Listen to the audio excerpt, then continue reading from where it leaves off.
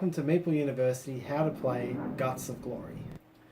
In Guts of Glory, players play the role of monsters in a post-apocalyptic wasteland, eating whatever sorts of things they can find in order to gain glory points, indicated by the number on the yellow coin.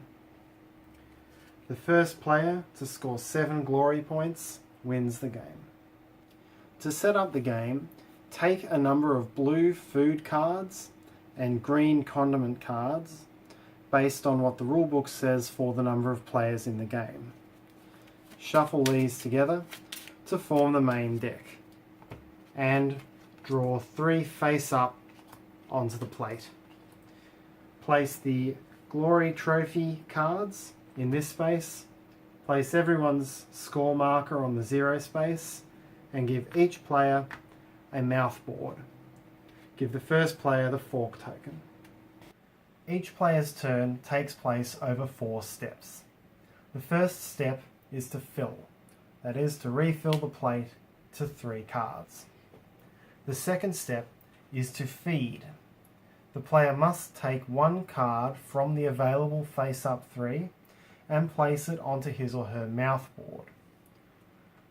Food cards must go into one of the 2 outside spaces where the chewing teeth are, and condiment cards must go onto one of the 3 tongue spaces.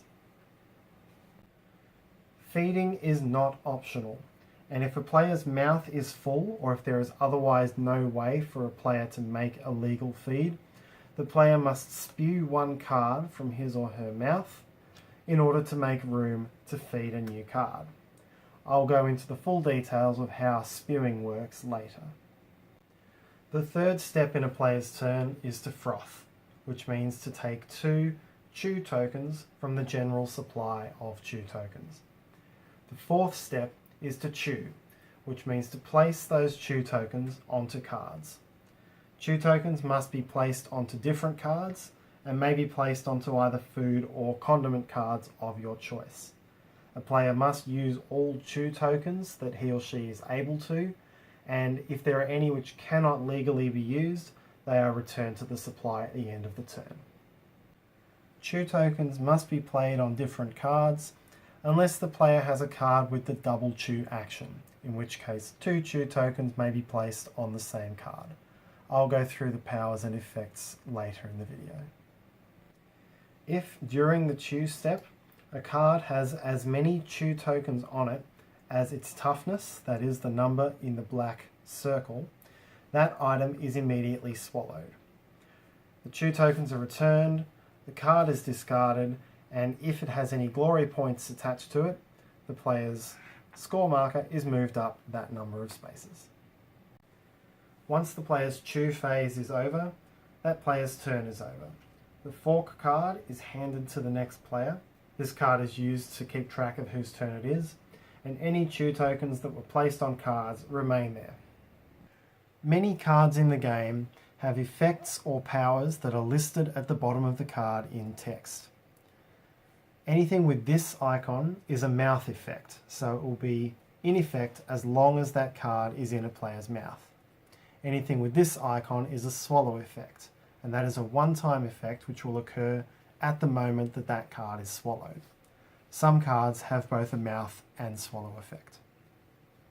When placing chew tokens, each is placed one at a time such that when a swallow occurs, the entire swallow effect of that card is resolved before the next chew and swallow occurs. At various points during the game, players may need to spew some of their cards, either because they need to make space in their mouth to feed a card each turn, or because some card powers may require it. To spew a card, choose the card which is to be spewed. It can be either food or condiment. Remove it from the player's mouth board, leaving any chew tokens on the card. Bleh. And then take one of the glory trophy cards and slide it underneath. This counts for 1 glory point when the card is swallowed, so this card is now increased in its glory value. The cards and any chew tokens are then handed to the player on the left.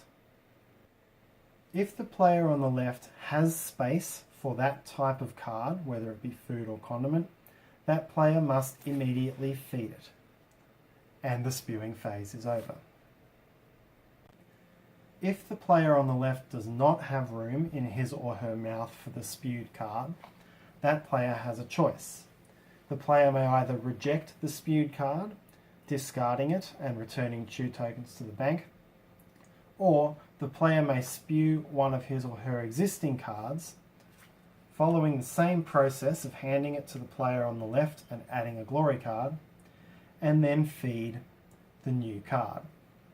The player to that player's left then goes through the same process, either feeding it if there is space or having the choice if there is no space.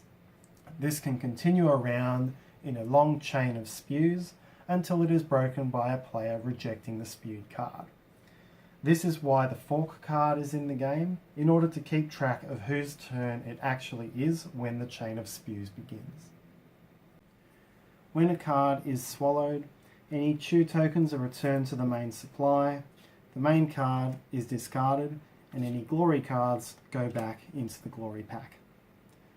If the draw deck runs out, the discard pile is shuffled and becomes the new draw pile.